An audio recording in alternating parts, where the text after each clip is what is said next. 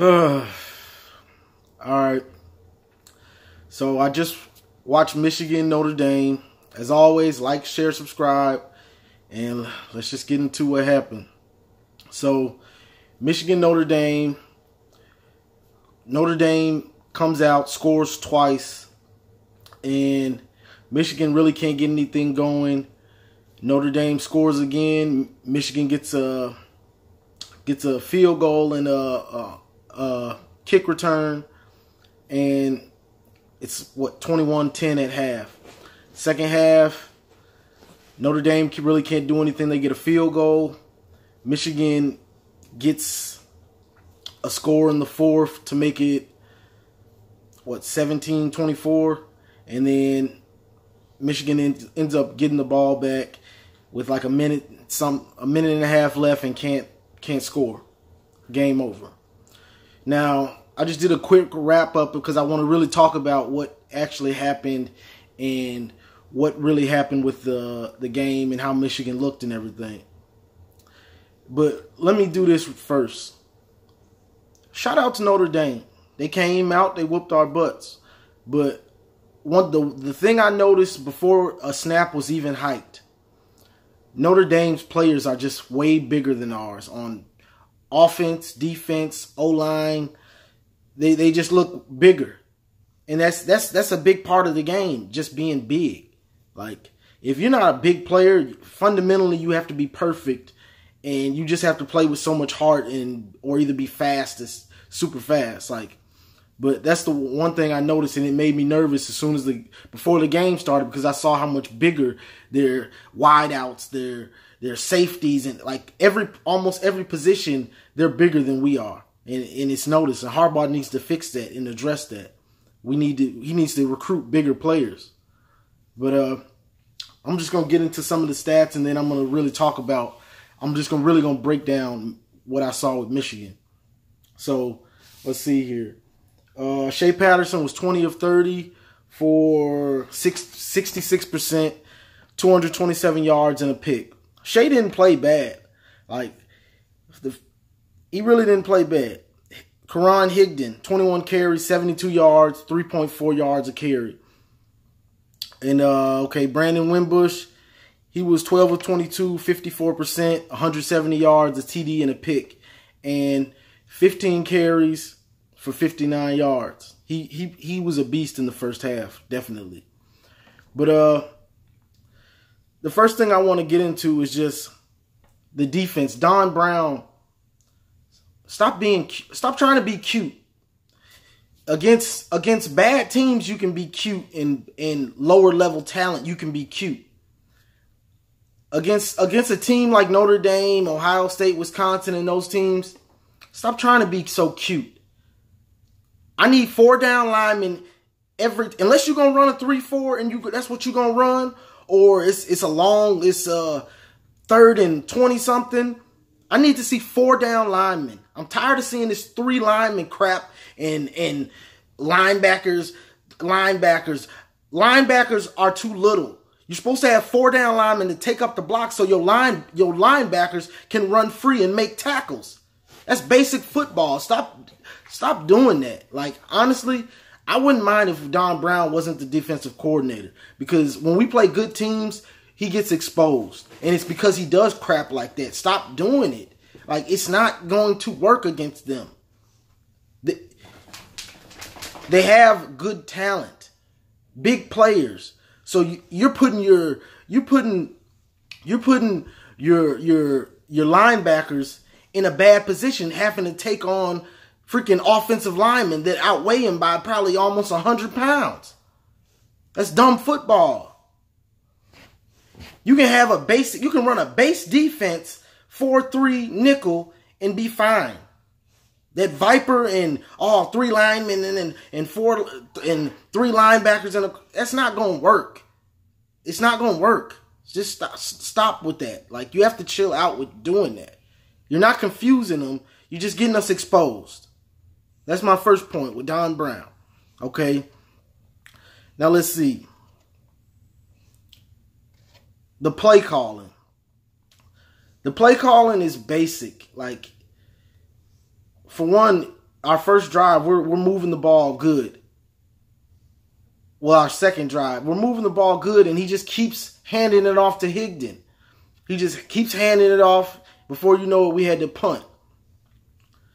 Like, it's just not going to work. You have to mix it up. As we saw as the game went along, Shea can make the throws, but give him the chance to make the throws. And that puts me into my other point, which is, why did Chris Evans only get 2 carries? Can someone explain to me why Chris Evans gets 2 carries all off season? All I heard was, there's no hierarchy to the backs. There's one and one. It's not 1A, 1B, it's 1 and 1. Well, Chris Evans gets 2 carries, and I'm watching Higdon get 21 carries. He's not a 25 carry back. He's too little. That's just a fact. He's too little. When you playing big boy football against a team like that, or Wisconsin, he's too little to get 25 carries. He just is. Like, you don't give him 25 carries. And another thing, Higdon's vision, like, he missed a big run he could have had early in the game. And I was like, why isn't Evans playing? But he runs straight ahead. He has like no juke moves, which is fine against bad competition because you just run straight ahead and nobody can catch you. Good competition, you need guys that can make moves and make people miss. And as we got back into the game later on, we saw Chris Evans catching passes, making people move, making people miss, and moving the chains. He needs to be in the game. 2 carries is unacceptable. That's dumb on whoever's controlling, whether it's Harbaugh or the running backs coach. That was a bad move to only give that man 2 carries. Like that was a bad move because he is a crucial piece to our offense when we play good teams. Bad teams, you can go and give Higdon 25 carries and he'll have 150 yards. Good teams, good defenses, you're going to see what you saw today. 3.8 yards a carry. That's not going to cut it. Let that man get some carries. If he wasn't going to get carries, you should have named him the number 2 back. Stop saying 1. There's no 1A, there's no 1B. All right. Now, 2, the offensive line is still not there. I know off-season, of course, all we heard was the offensive line is better and all of that. It's not much better. If it's better slightly. But Notre Dame's got freaks on the D-line. Like, just being honest, their front 7, they got freaks. They're big, fast, and just strong. But they've always had those type of players, so it shouldn't have been a surprise. But they've got those dudes on the line, like NFL talent. Like a lot of their players remind me of like Jason Pierre-Paul, if any of you remember him from the NFL, New York Giants championship. A lot of their players look like him, long, tall, fast. Look like they have no fat on them and just freaks. Like you try to outrun them, you're not gonna outrun them because they're just like freaks of nature. So, but the offensive line, it's not there. It's not there. Now, 2, the offensive line, Shea, we're running a run-pass option or we're running the read a lot. Shea has to, you can't run the read if the quarterback never keeps it and runs. And I saw all game he just gave it to Higdon. It's not going to work like that. You have to keep the ball. Every time, if you run that play 25 times in a game, every time they're not going towards the quarterback.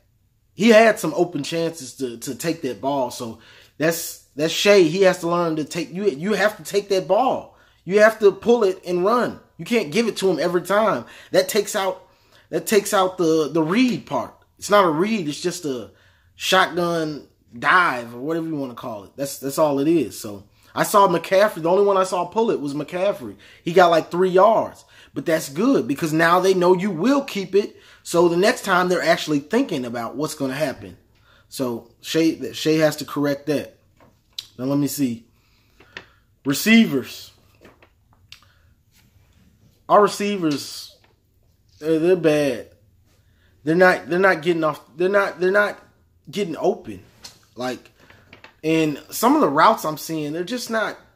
Like, what are these routes they're running? Like, I'm not seeing any real routes. I'm seeing fly routes. I'm seeing drags, and I'm not seeing much else. Like, if you're running 4 and 5 wide, you're either running a lot of go routes, which is straight down the field, or straight and maybe cut in a little bit, but you're running those. But if you're running 5 wide, you need slants. A slant is the easiest completion a quarterback can get, besides like a dig route where you just run 5-6 yards and stop and come back, or a comeback route, however you want to call it. But slant is the easiest pass to complete. So when we're running 4 and 5 wides, I need to see 2 slants, at least 1 slant route, because it's easy, basic football. If the corner is 5 yards off, you run a quick slant. You run a quick slant before you get to the cornerback. It's basic football. Like, it just boggles me. We went to it early and I never saw any more slants. It's not because the defense is stopping it. You can't stop slants. That's the thing. You can't stop them. Like, to stop a slant, you have to have great, like, NFL corners. And this is college. You're not going to run into too many teams like that, especially when most teams are playing 5 yards off. So you need to run slants. It's easy completions, especially with huge receivers. Once he crosses the body of the corner, you just put it on him. It's an easy completion. Run slants. I need to see him. So let's see. Now let's see what I got left. But let Shea throw down the field. But this goes back to my other points. Receivers aren't really getting open like that. We need Tariq Black. I thought Donovan Peoples-Jones may have gotten better. I'm not seeing it out of him. And Nico Collins, he had one big catch where he was pretty open on a deep route. But I didn't see anything from the receivers to make me feel good about anything with them. Now let's see. Not having down linemen. The down lineman thing is big also. We have to have down linemen. It's just like Don Brown, you have to have down linemen. You can't do that 3-3-5 crap against these big teams like that.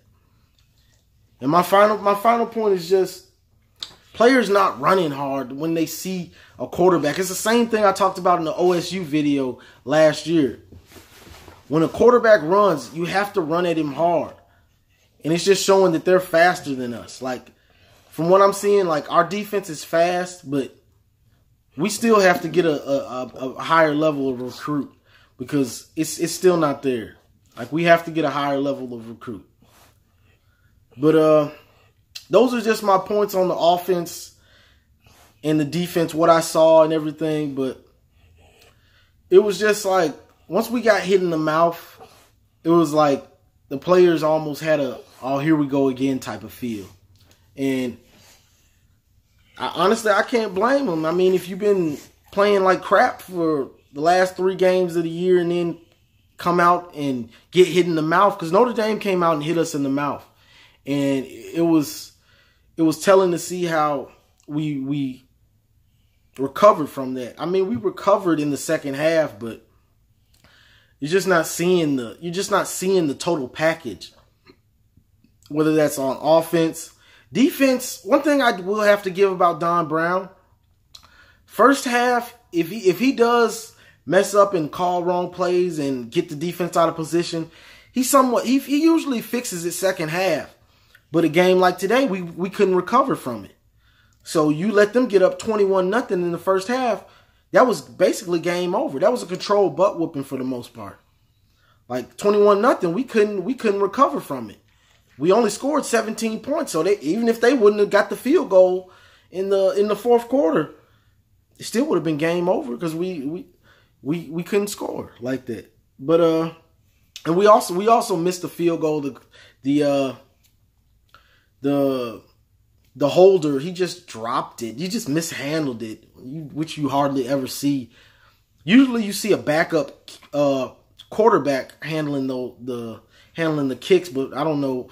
They had I don't know if this is a backup punter or who that was holding it, but he muffed it and cost us 3 points.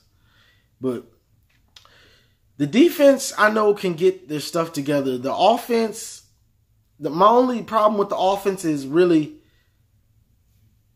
Higdon. Don't give him that many carries. He's not that type of back. Like, if he starts off super strong, okay. He didn't start off strong to give him all those carries.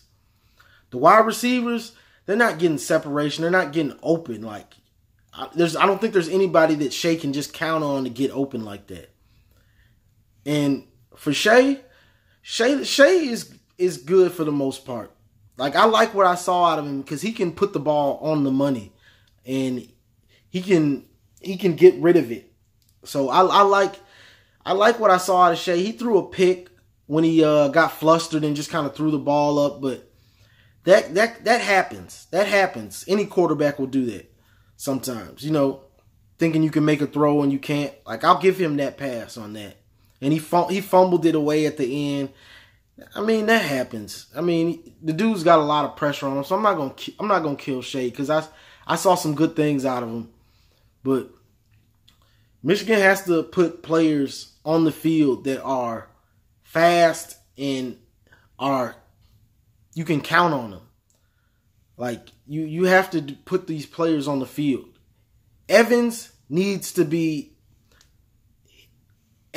Higdon, they should be getting around the same amount of carries unless one of them is just beasting.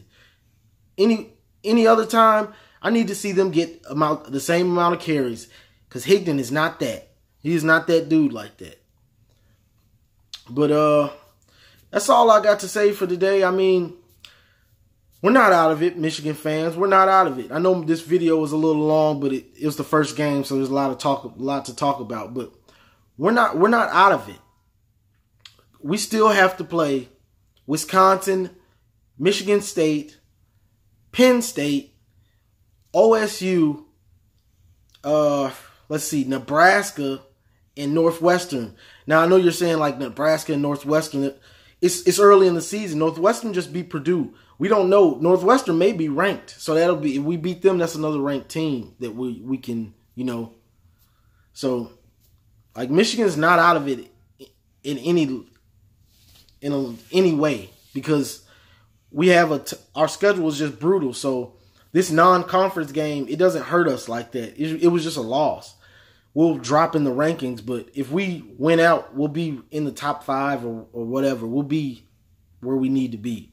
So this was a wake-up call that everybody needs to get on this stuff, on that team, including the coaches. Because Harbaugh's going to get killed next week in the media. They're going to be on him because the score says 17-24, but it really wasn't that close, just being honest. So it is what it is. I mean, it's a long season. We got some cupcakes ahead to try to get our mojo back and let Shea get in a rhythm. It just so happened that we had Notre Dame coming out the gate. So he never got to get his feet up under him and really grasp the offense like you would want him to. So now he's got a couple cupcakes to, you know, come out, put up some numbers, and get acclimated to the players in real game. So that's just all I had to say. Michigan took the L, but it's a long season and we're not losing hope. Don't jump off ship yet. Don't jump ship yet. We got a lot of games to play. But as always, like, share, subscribe. Drop a donation if you feel free. As always, go blue.